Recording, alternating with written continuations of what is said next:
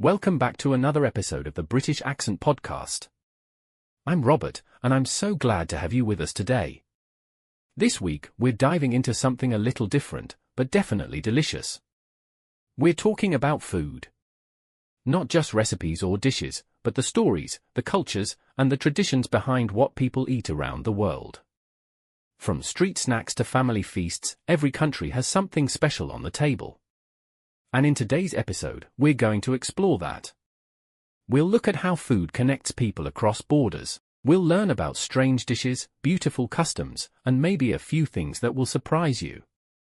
And as always, we'll have our regular sections too: cinema talks, words of wisdom, and more. So grab your cup of tea, get comfortable, and let's travel the world one bite at a time. This is Food Around the World. Let's begin.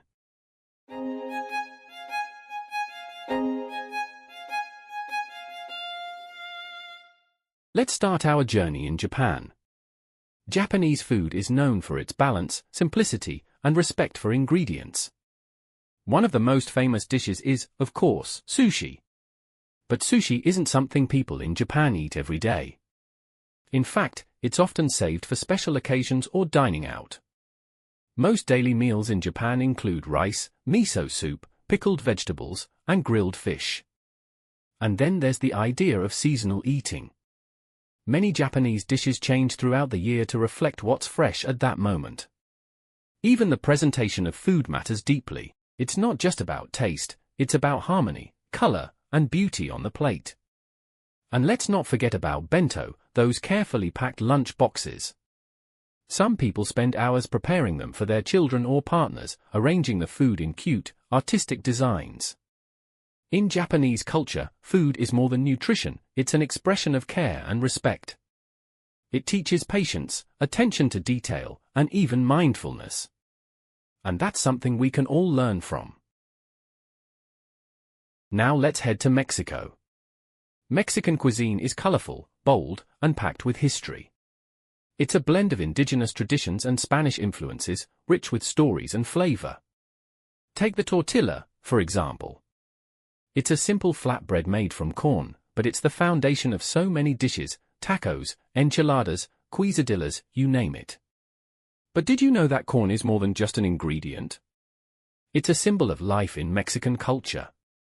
Many people still use nixtamalization, an ancient method of soaking corn in lime water, to prepare their masa, the dough. And there's more than just the spicy side of things. In Mexico, street food is an art form. You can walk through a local market and find vendors selling fresh tamales wrapped in banana leaves, steaming bowls of pozole, or sweet churros dipped in chocolate. And of course, meals are often about togetherness. Food brings families and communities together, whether it's a Sunday brunch or a big celebration like Dia de los Muertos. Eating in Mexico is a sensory experience, full of color, heat, and heart. It's messy, loud, and joyful. And that's part of what makes it so special. Let's talk about France, where food isn't just a daily necessity, it's a cultural ritual. And nothing captures that better than cheese. In France, cheese is serious business. There are over 1,000 varieties of cheese across the country: soft, hard, blue, aged, goat, cow, sheep, you name it. In fact, there's a famous saying: you could try a different cheese every day, and it would take you almost 3 years to try them all. Cheese in France isn't just about taste, it's about time. There's a rhythm to when and how it's eaten. Typically, it comes after the main course, before dessert, and it's often served with bread, maybe a bit of wine, and quiet conversation. Every region has its pride: Camembert from Normandy, Roquefort from the south, Comte from the Jura Mountains, each with protected status and long histories. There's even a National Cheese Institute that helps preserve these traditions. And beyond cheese, the idea of slow meals, taking your time, enjoying flavors, and sharing stories, is central to French food culture. It's not rushed. It's not on the go. It's thoughtful, deliberate, and deeply human. So, if you ever sit down to a French dinner, don't be surprised if the cheese course becomes a highlight of the night. Let's head over to the United States, a place where food isn't just about flavor, but about identity, immigration, and cultural fusion. American cuisine is often misunderstood. People might think it's all about burgers, fries, and fast food. But in reality, the story runs much deeper. The US is home to some of the most diverse food scenes in the world. Each region has its own specialties. Think gumbo and jambalaya in Louisiana, deep dish pizza in Chicago, clam chowder in New England, and barbecue traditions from Texas to the Carolinas. And beyond those regional flavors, there's the immigrant influence. Dishes like General Tso's chicken, New York-style bagels, tacos, ramen bowls. They all tell stories of people who brought their food with them and reshaped it into something uniquely American. And then there's Thanksgiving, a holiday where food plays a central role. It's not just about turkey and stuffing, it's about sharing, family, and reflecting on cultural history. Even the difficult parts. In the US, food evolves constantly.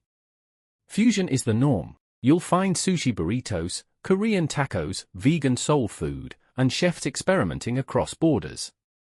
It's a place where tradition meets creativity, and where one dish can carry the roots of many cultures.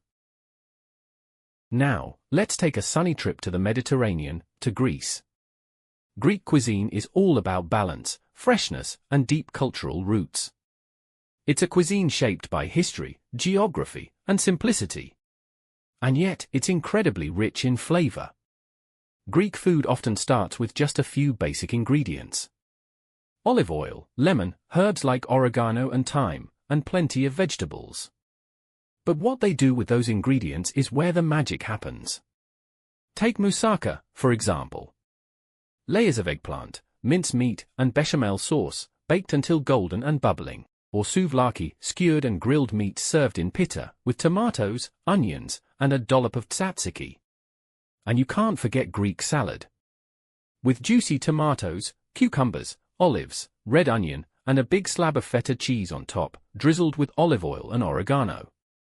Greek cuisine is also deeply connected to the land and seasons. Many traditional dishes are vegetarian, not because of a trend, but because that's how people ate during periods of fasting and religious observance.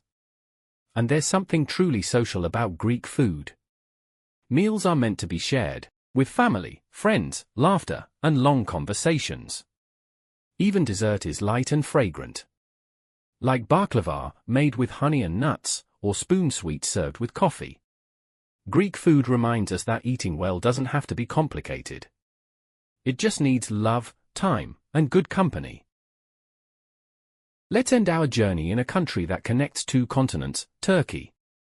A land where East meets West, and that fusion is beautifully reflected in its food. Turkish cuisine is a rich tapestry woven from centuries of history. From the Ottoman Empire to modern-day street food culture. At the heart of many meals is bread, especially simit, the circular sesame bread you'll find on every corner. Or fresh-baked flatbread served with dips like haydari, ezme, and of course, hummus. One of the most famous dishes is kebab. And there's not just one kind. You've got Adana kebab, spicy and grilled on skewers, Iskender kebab served with yogurt and tomato sauce, and even testi kebab, cooked in a sealed clay pot and broken open at your table. And then there's breakfast, a serious tradition in Turkey. A full Turkish breakfast might include olives, cheeses, tomatoes, cucumbers, eggs, jams, honey with clotted cream, kaymak, and endless cups of strong black tea. Let's not forget meze, small dishes shared before a main meal. And dolma, stuffed grape leaves, or vegetables filled with rice and herbs. On the sweet side, Turkish desserts are unforgettable. Baklava is world famous, with layers of phyllo pastry, nuts, and syrup. But there's also künefe, made with shredded pastry and melted cheese, or lokum, Turkish delight, soft, chewy, and dusted with powdered sugar. Turkish food isn't just delicious. It's warm, generous, and deeply social. Meant to be shared slowly, with good conversation and plenty of tea.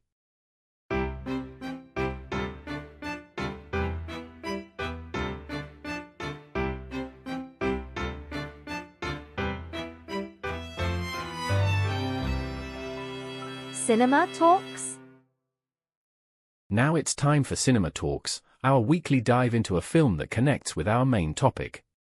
And this week, we're taking a delicious detour into the world of food on screen. The movie we've picked is Julie and Julia. It's a charming film that tells two parallel stories. One follows Julia Child, the famous American cook who brought French cuisine to American kitchens. The other follows Julie Powell, a young woman in New York who decides to cook all 524 recipes from Julia Child's cookbook in 1 year.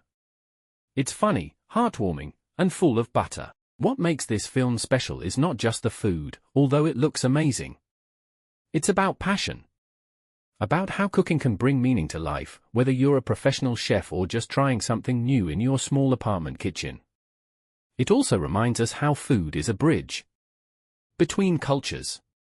Between people. Even between generations. And Meryl Streep's performance as Julia Child? Absolutely brilliant. So, if you're in the mood for a feel-good movie with rich flavors and richer characters, give Julie and Julia a watch this week. You might even feel inspired to try a new recipe. Just, maybe start with something simple.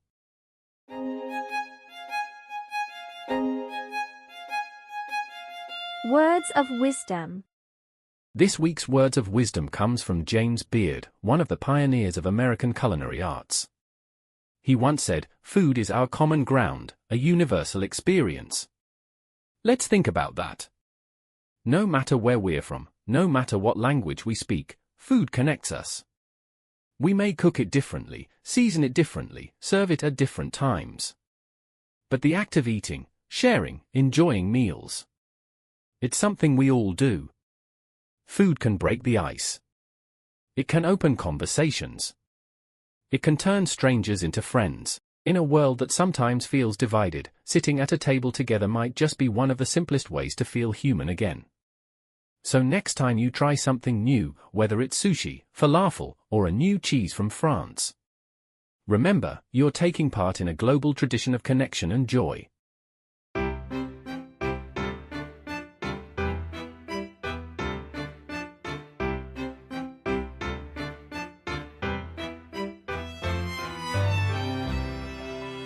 Curious Minds. The Science Corner. Welcome back to Curious Minds, where we explore fascinating facts and discoveries from the world of science. Since our episode is all about food from different cultures, I thought it would be interesting to look at the science behind taste. Did you know that your taste buds aren't the only part of your body involved in tasting food? In fact, taste is a combination of flavor, smell, texture, and even memory. Scientists say that around 80% of what we think of as taste actually comes from smell. That's why food tastes bland when you have a blocked nose. And here's another fun fact, the traditional taste mapper of the tongue, the one that says sweet is at the tip and bitter is at the back. It's actually a myth. All parts of the tongue can detect all tastes, sweet, sour, salty, bitter, and umami. Also, your body has around 10,000 taste buds, and they regenerate every 10 to 14 days. But as we age, we start to lose some of them, which is why food might taste stronger or more flavorful when we're young. So next time you're enjoying a delicious meal from a different part of the world, remember, you're not just feeding your stomach, you're also engaging your brain, your senses, and your science.